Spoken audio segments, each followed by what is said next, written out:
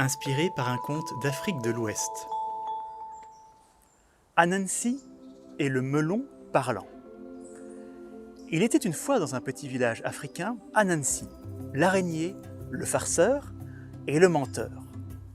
Anansi se prélassait paresseusement dans un arbre aux abords du champ de melon de l'éléphant, et il regardait d'un œil distrait le pachyderme retourner la terre. Oh, il n'enviait pas le labeur de cet agriculteur, car Anansi n'aimait pas les efforts. Mais d'un autre côté, il ne pouvait pas s'empêcher d'avoir l'eau à la bouche en regardant les fruits juteux de ce champ. L'éléphant avait en effet fait pousser les plus beaux et les plus gigantesques melons que la savane ait jamais connus. « Quel travail !» se dit l'éléphant. « Avec ce soleil, je meurs de soif. C'est l'heure d'une petite pause. » Le pachyderme posa ses outils et partit alors dans sa hutte. Ce qui était l'occasion parfaite qu'attendait l'araignée. Anansi se dit « Vu tous les efforts que j'ai faits à le regarder travailler, j'ai bien droit à ma part de la récolte, et comme je suis généreux, je me contenterai du plus petit melon. » Descendre de l'arbre dans lequel il se trouvait était un effort supplémentaire qui fit se dire à Anansi qu'il méritait bien un melon de taille moyenne. Une fois dans le champ, il se dirigea vers le plus grand des melons, un fruit encore plus gros que lui. Prenant une épine, Anansi fit une entaille discrète sous le melon, et sans hésiter, il fit entrer une main, puis une autre, et puis sa tête, et enfin tout son corps à l'intérieur du fruit. Quel bonheur, quel délice! L'araignée avala le jus sucré avec joie, avant de manger toute la chair. Pour ne rien gâcher, il alla même jusqu'à grignoter les graines, se retrouvant ainsi dans un melon creux. Satisfait de son repas, Anansi frotta son gros ventre, mais se dit bien vite qu'il ferait mieux de disparaître avant le retour de l'éléphant. Le voleur passa une main à travers l'entaille, puis une autre, puis sa tête, et enfin, il resta coincé. Impossible de faire passer son corps rempli de bons melons. Et c'est à cet instant que le propriétaire des lieux sortit de sa hutte, forçant Anansi à retourner vite fait dans son fruit creux. « Qu'à cela ne tienne, se dit l'araignée, je sortirai d'ici tout en m'amusant avec ce lourdeau. »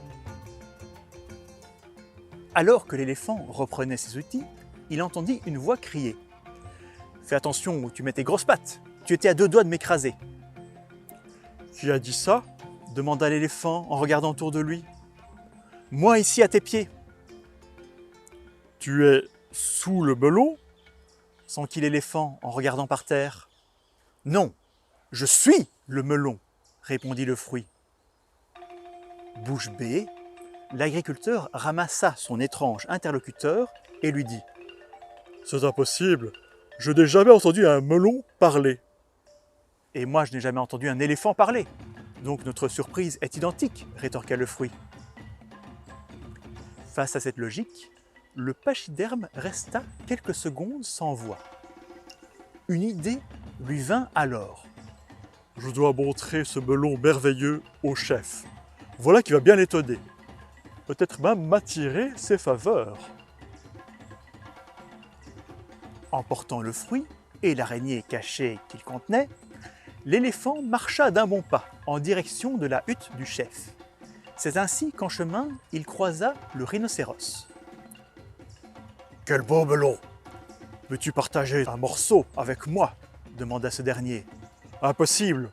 Ce melon ne peut pas être mangé, car il parle !» lui rétorqua l'éléphant. Le rhinocéros regarda son ami d'un air dubitatif, jusqu'à ce que le melon lui-même dise « Il dit vrai, j'en suis témoin !» « Ça alors !» s'écria le rhinocéros. « Il faut montrer ça au chef !»« C'est bien ma destination !» répondit l'éléphant. Les deux animaux continuèrent leur chemin et ils croisèrent un peu plus loin la tortue qui leur dit « Quel beau melon! J'aimerais bien y goûter. »« Impossible, c'est un melon qui parle, que l'on va montrer au chef !» répondit l'éléphant. « Et si tu veux nous accompagner, il vaut mieux que tu montes sur le dos du rhinocéros si l'on ne veut pas que je sois moisi le temps qu'on arrive, » renchérit le melon. incroyable. Prends-moi sur ton dos, rhinocéros. Je veux voir la tête du chef devant ce prodige, dit la tortue. En chemin, les compagnons croisèrent aussi l'hippopotame, la gazelle, la chèvre et même le lion. Et tous furent étonnés par le merveilleux melon qui avait non seulement le don de la parole, mais qui avait aussi une telle sagacité dans ses réponses. La troupe arriva devant la hutte du chef et l'éléphant frappa à la porte sans hésiter. Dans un premier temps, personne ne répondit. « C'est vrai que c'est l'heure de sa sieste, » dit le lion. « Mais tu ne peux pas perdre de temps alors que tu viens lui montrer un tel miracle. Insiste donc. » Connaissant la mauvaise humeur du chef lorsque l'on interrompait sa sieste, l'éléphant hésita une seconde. « Ne t'inquiète pas, je lui expliquerai l'urgence de la situation, » le rassura le melon. C'est ainsi que l'éléphant frappa à nouveau à la porte, plus fort que la première fois. Après quelques instants, le chef ouvrit avec un air agacé. « Qui ose me déranger à cette heure ?» cria-t-il. « J'espère que c'est important. »« Je viens te présenter ce melon, » dit l'éléphant en tendant le fruit. « Un melon ? Tu me réveilles pour un melon ?» répondit le chef en prenant le cadeau dans ses mains. « Oui, c'est un melon qui parle !» répondit le pauvre pachyderme inquiet. Le chef regarda l'éléphant comme s'il était fou, puis posa son regard sur l'assistance et enfin sur le melon. « Si c'est vrai, je t'ordonne de parler !» finit par crier le chef d'une voix autoritaire. Le melon garda le silence. Le chef retourna alors sa colère sur l'éléphant.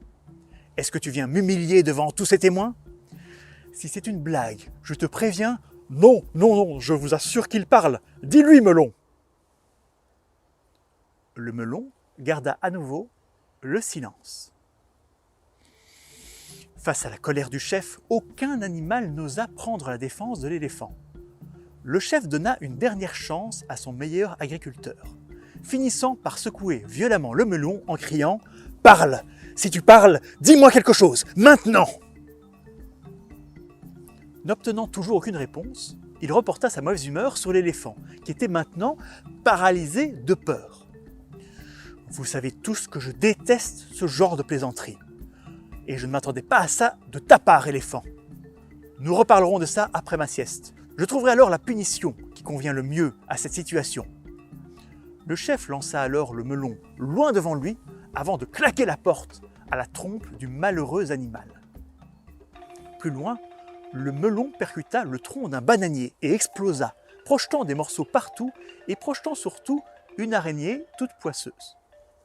Se frottant comme il le pouvait, Anansi se retenait de rire trop fort pour ne pas attirer l'attention sur lui. Craignant qu'on lui demande pourquoi il était couvert de melons, il monta vite fait dans le bananier et s'y cacha.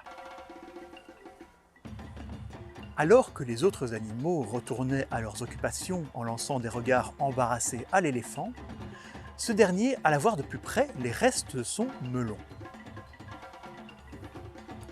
Dans un mélange de gêne, de confusion et de colère, l'éléphant dit tout haut : « Il m'avait bien parlé. Je suis sûr que ce melon m'avait parlé. » « Ça m'étonnerait. Tout le monde sait que les melons ne parlent pas. Contrairement à nous, lui répondit alors l'une des bananes.